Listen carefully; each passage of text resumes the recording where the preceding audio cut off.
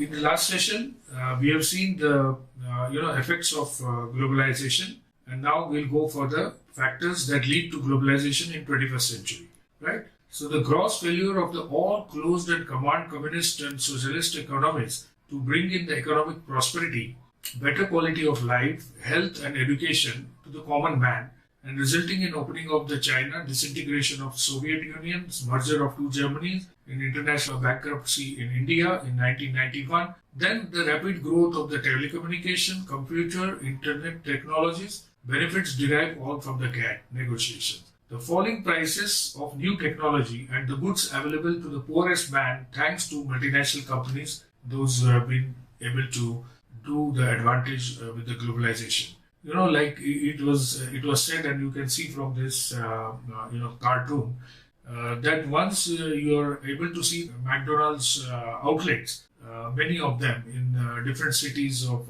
your own country, then you can say that yes, the country is opening up. So that is the kind of benchmark you can say.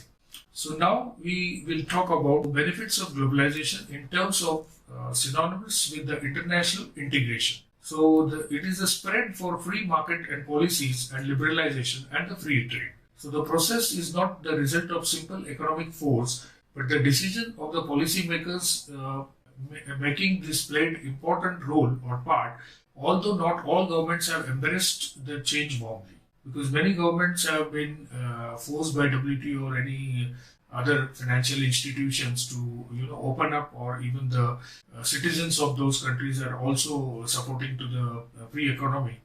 But most of the things, those who have accepted it, then they have gone ahead with that and they have reaped the benefits.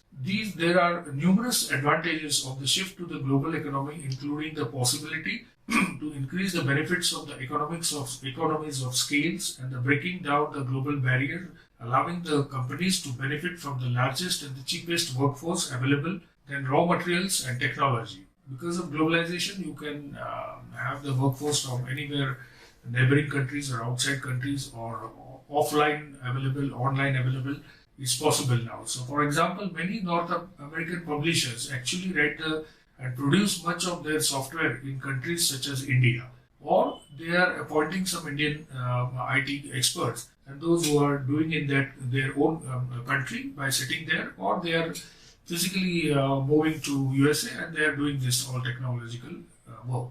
Other advantage of these companies benefit from including the opportunity for the smaller companies to quickly expand globally.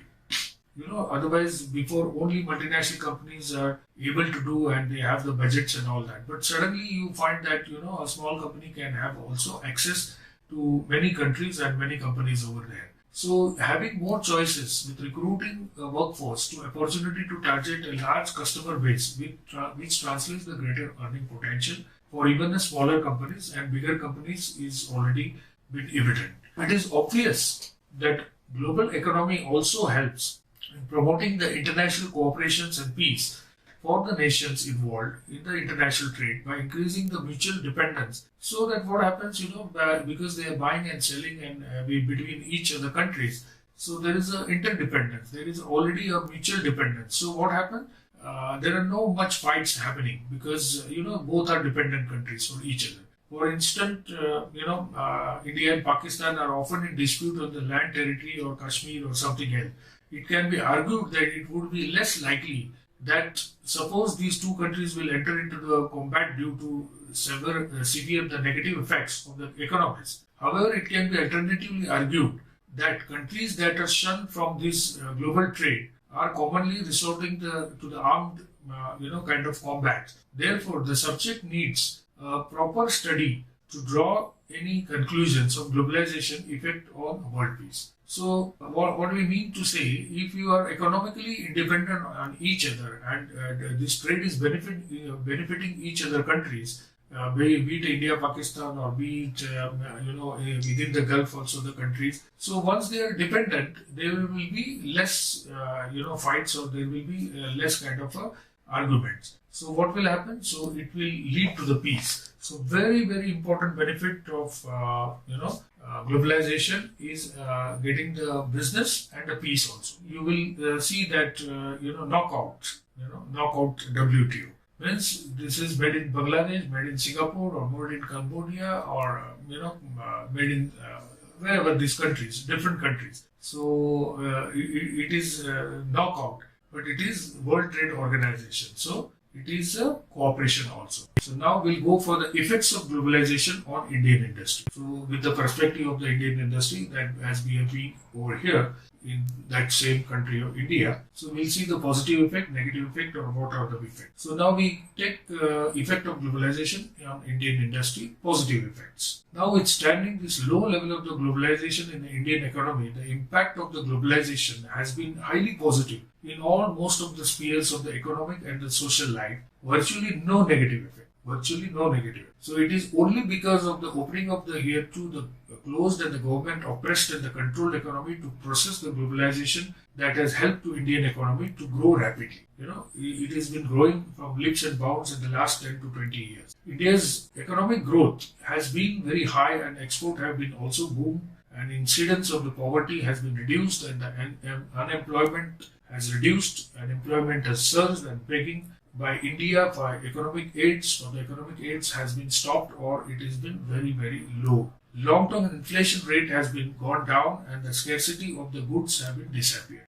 So there is a surplus also available in India, and which is not available, we are able to import freely because the duties have come down. So quality of the products available here also improved due to the vibrant, and internationally we are becoming competitive. Indian companies are setting up companies abroad, and India has a better technological development for the benefits of the common man, like we have the road transport, cheap clothes and mobile phones and etc. So only because of the globalization, because now the world is coming together nearby, and we are seeing what we are seeing in abroad, we are able to get it over here. And Indian companies have also started manufacturing the products like mobiles and TVs and everything. Most of the things have been able to manufacture, right? So these are mostly all positive effects. But we need to look into so-called negative effects. Means it could have been perceived as a negative effect, but in long run it is going to be positive. So what are those so-called negative effects? Let us see that. Rise in demand of the labor and the rise in wages leading to some increase in the cost. Because the Indian labor have been cheap, and then IT and technical professionals have been available abundantly. So what has happened? Now there is a scarcity in India itself. So the prices or the wages have been going up. So it is quite obvious, because there is now shortage of manpower in India itself. Effect on Indian farming sector. Because the goods, broccoli, which you have been producing here, suppose now, but it has been coming from outside in bulk number, because there is a huge plantation over there. Just example.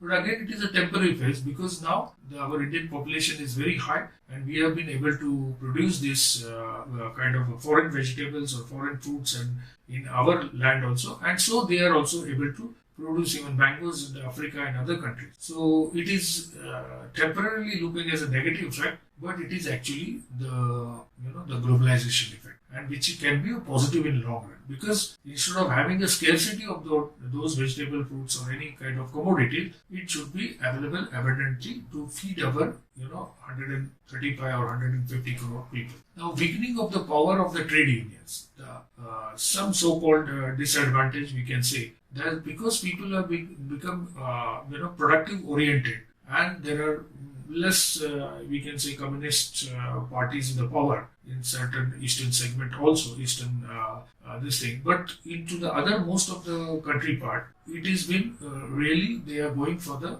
benefits, and company is distributing the bonus and the kind of raises depending on the productivity basis, and that trade unionism has gone of 80s and 90s have gone really down and almost nothing. And the growth sectors like IT, entertainment, internet, mobile service, airlines, banking, insurance and banking services, these all have been really doing very well, because there are no strikes, almost nil strikes. Almost. Too much competition in the market, also leading to the continuous pressure on raising the productivity and also the enhancement of the consumer service. So we have become now customer oriented. Now we are talking about customer delight. We want to give continuous improvement. We have been implementing Kaizen and all this and Six Sigmas and it is going on and on. We are taking up all kind of the best standards to implement our products. So it is world class product. So it is giving a competition which is making us more and more agile and more you can say the world competent player. Voluntary retirement for many public sector units.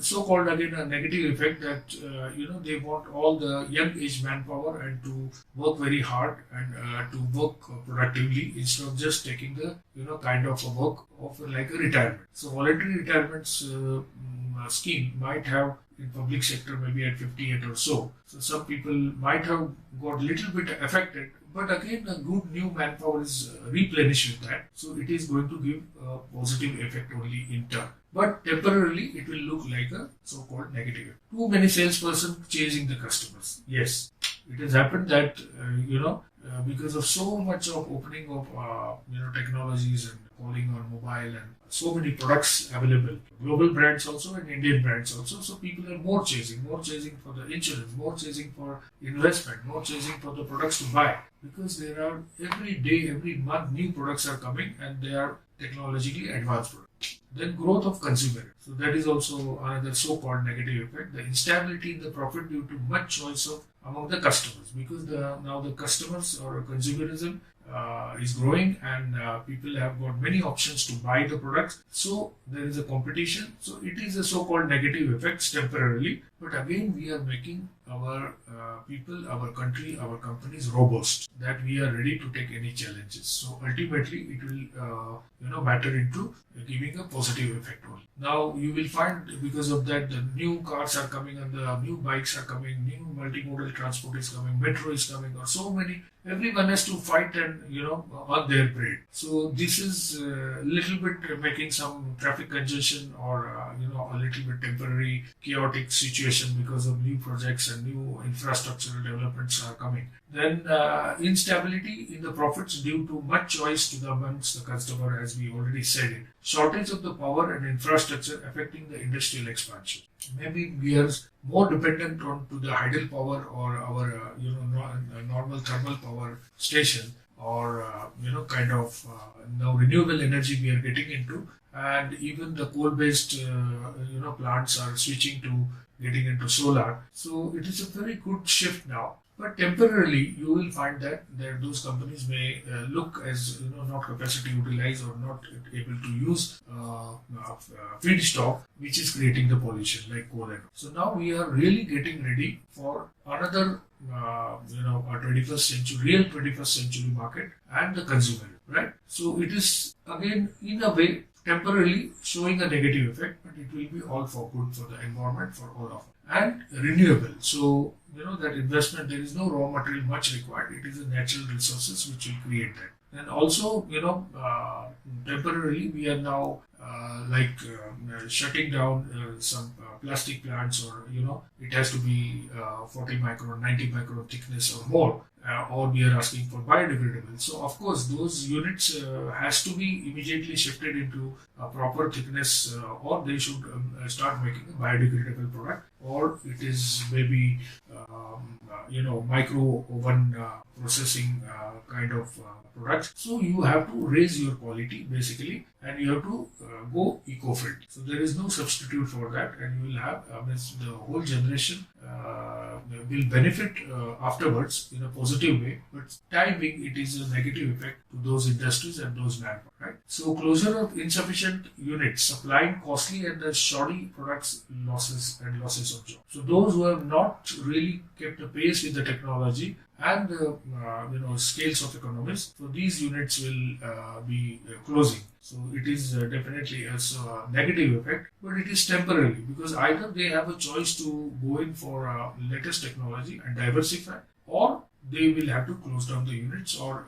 sell it to the people, those who can maneuver and they can run this kind of with the new technological. So it is going to really affect it for temporarily. Then shortage of power and infrastructure also has to go for the industrial expansion. Those states have not been taking care and expanding or keeping some, even the countries which are keeping the regime which is to restricted or government oppressed economies or states in India also, they will face the problem. So this is going to be a temporarily, you can say, negative effect. So the problems of dealing with the uncertainty in the international market in terms of demand, supply, and prices. So temporarily there will be a little disturbances you will find, but ultimately it will stabilize to the better production and the consumption pattern. The fears in the minds of the many people to multinational companies or USA will exploit Indian economy or India will exploit Sri Lanka or any other country, take away the operational, means our national sovereignty in the same manner they will do with the, they have done with this with the China or Vietnam or Russia also. So these are kind of so-called negative effects. So there is a fear psychosis in the mind that multinational companies will come and raid and they will try to man over or they will try to take over these countries the way it has happened to us also and many other countries. But it is only a temporary phenomenon because you are becoming competitive and you will become competitive in 5 years or 1 decade time and you will be able to export it worldwide. Because we have a manpower, we have a lot of IT experts and other experts also technically, and if there is abundance of raw material available, then I think Indian industry, whatever so-called negative effects what we have seen, so we will be able to tide over them and we will be having positive effect, most of the positive effects only. So I hope we have also tried to analyze, though there are hardly any direct negative effects, but we have tried to figure it out, the temporarily what can be there. But otherwise, there is a lot of positive effects.